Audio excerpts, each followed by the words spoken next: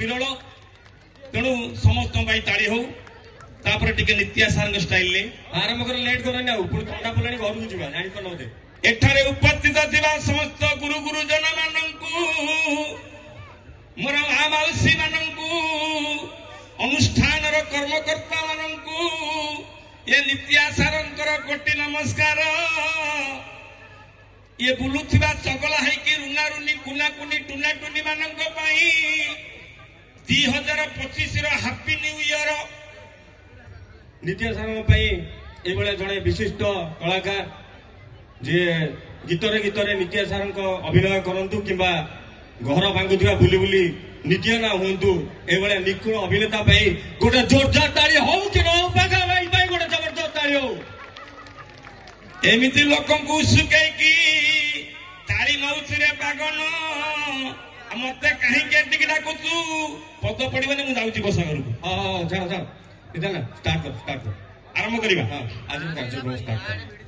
ଆଜ୍ଞା ସର୍ବପ୍ରଥମେ ସମସ୍ତଙ୍କୁ ପୁନର୍ବାର ପୁଣି ଧନ୍ୟବାଦ ଅର୍ପଣ କରି ଆଜ୍ଞା କାର୍ଯ୍ୟକ୍ରମ ଆରମ୍ଭ କରୁଛି। ବର୍ତ୍ତମାନ ଯାହାକୁ ଆପଣ ମାନେ ଦେଖିବେ, ଛୋଟଠୁ ବଡ, ବୁଢାଠୁ ବୁଢୀ, ଧନୀ କି ଗରିବ, ଆଜ୍ଞା ସବୁରି ମୁଣ୍ଡରେ ଏବେ ଟେନସନ ଆଉ ଟେନସନ। କଣ ଟେନସନ ମୁଁ ଜାଣିପାରୁନି। ଆଜିକାଲି ତ ସବୁ ଜିନିଷ ସୁବିଧା ହେଇଗଲା, ଟେକ୍ନୋଲୋଜି ପାଖରେ ରହିଲା, ଟେନସନ ଟା କଣ ରହିଲା ମତେ କହିଲ? ଆଚ୍ଛା ମତେ କୁହ, ଏ ଯୋଉ ମାଉସୀ ବସୁଛନ୍ତି ତାଙ୍କର କଣ ଟେନସନ?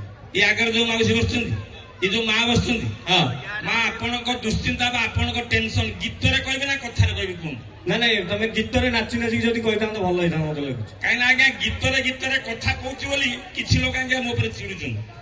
ମୁଁ ଆଜ୍ଞା ଗୀତରେ କହୁଛି ମା ତମର ଟେନସନ କଣ? ହଁ କୁହ। ଏଇ 6 ମାସ ପୂର୍ବରୁ ମାର ଇଏ ପ୍ରେସର ଟିକେ ବଢିଥିଲା, ଏଇ 8 ଦିନ ହବ ପୁଣି ଡାଇବେଟିସ ବାହାରିଲା। ଆଚ୍ଛା ଠିକ ଅଛି ହଉ। ମା ସତ ନା ମିଛ? ନାଇଁ ଏଇଟା ସବୁ ବୟସ ହେଲେ ତ ରୋଗ ବାହାରିବ, ଏଟାକୁ ଟେନସନ ବୋଲି ଆମେ କହିପାରିବାନି। ମତେ କୁହ, ଏ ଯୋଉ ଭାଇ ବସିକି ହସୁଛନ୍ତି, ଟିକେ ମାନେ ହାଲକା ହସ ଦଉଛନ୍ତି ଭାଇ, ତାଙ୍କର କଣ ଟେନସନ କହିଲ? ଇଏ ଭାଇ ଯୋଉ ଆଗରେ ବସିଛନ୍ତି, ହଁ ଭାଇ ଆପଣଙ୍କ ଟେନସନ କହିବି? ଇଏ ଭାଇ ଦେଖୁଛନ୍ତି ଯେମିତି ହସୁଛନ୍ତି, ଦେଖିବାକୁ କେତେ ସୁନ୍ଦର, କେତେ ବଢିଆ କଥା କହୁଛନ୍ତି, କେତେ ଦାୟିତ୍ୱ ବୁଝୁଛନ୍ତି, ହେଲେ ଭାଇଙ୍କ ମୁଣ୍ଡ ଉପରେ 1.5 ଲକ୍ଷ ଟଙ୍କାର କରଜ ଝୁଲୁଛନ୍ତି। ଭାଇ ସତ ନା ମିଛ?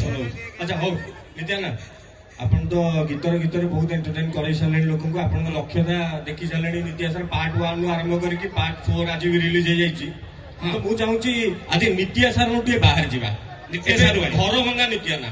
ଆଚ୍ଛା ହଉ ଆଜ୍ଞା, ମୁଁ ଜଣେ ଅନୁଭବୀ ଲୋକ, ସବୁ ଜିନିଷ ଆଜ୍ଞା ମୁଁ ପାଖରୁ ଦେଖୁଛି। ଆଜ୍ଞା ଯାହା କହିବି ନିଛକ ସତ କଥା କହିବି। ଏଇ ଯୋଉ ଟେନସନ କଥା ମୁଁ କହିଲି, ଆଜ୍ଞା ଦେଖନ୍ତୁ ଇଏ ଯୋଉ କାର୍ଯ୍ୟକ୍ରମ, ଏଇ ଯୋଉ ଆୟୋଜନ କରିଛନ୍ତି, ସେ ଭାଇଙ୍କର କି ଟେନସନ।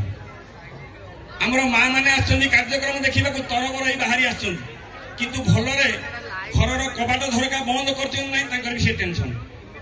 ଆଗରେ ଏଇ ଯୋଉ ଛୁଆ ପୁଅଟି ବୁଲୁଛି, ଆଜ୍ଞା ଆପଣ ଭାବୁଥିବେ ଆର କିଛି ଟେନସନ ନାହିଁ। ତାର କିଛି ଟେନସନ ନାହିଁ, ସେ ପୁରା ବିନ୍ଦାସ ଠିଆ ହେଇଛି। ଆର ସପ୍ତାହରେ 6 ଦିନ ଟେନସନ। କଣ ଟେନସନ? ସ୍କୁଲ ଯିବ ସକାଳୁ ଉଠିକି। ଆଉ ଗୋଟେ ଦିନ କଣ ଟେନସନ ନାହିଁ? କେବଳ ରବିବାର ତା ଟିକେ ଖୁସି ଆଉ ସେଟା ହାଫ ଡେ, ପୁଣି ସନ୍ଧ୍ୟା ବେଳକୁ ଟେନସନ, ସୋମବାର ଦିନ ସ୍କୁଲ ଖୋଲିଯିବ ନାଇଁ କି? ଆଜ୍ଞା ଏଇ ଟେନସନ କୁ ଲକ୍ଷ୍ୟ କରି ପପୁ ପମ୍ପମ ସାର୍ ଗୋଟେ ଗୀତ କହିଛନ୍ତି, ମା ଲୋ ମା ମଣିଷ ଜୀବନ ଟେନସନିଆ। ତାହେଲେ ମଣିଷ ଜୀବନରୁ ଆଜ୍ଞା ଟେନସନ କେବେ କମିବ ନାହିଁ, ଆଜ୍ଞା ଟେନସନ ଏମିତି ଲାଗିକି ରହିଥିବ। ହଉ ତମେ ଗୀତଟା ଗାଅ, ତମେ ଗୀତ ଗାଅ। ଗୀତ ଭାଇମାନେ ଟିକେ ଧରିବ, ଆମ ଭାଇମାନେ ଅଛନ୍ତି ଆଉ। ବଜାଅ ଏ ମା ଲୋ ମା ବଜାଅ, ଏ ମା ଲୋ ମା, ଏ ମା ଲୋ ମା। ଭାଇ ଆରମ୍ଭ କରିବା। ବଜାଅ ସିଏ ତାଙ୍କର ଗାଇ। ଭାଇ ଇଆଡେ ଆସ। ଭାଇ କଣ କହୁଛୁ? ମୁଁ କହିଲି ଭଲରେ ବଜାଅ, ନିତ୍ୟ ନା ଗାଉଛନ୍ତି। ଏ ମା ଲୋ ମା, ମା ଲୋ ମା, ମା ଲୋ ମା, ଏ ମଣିଷ ଜୀବନ ଟେନସନ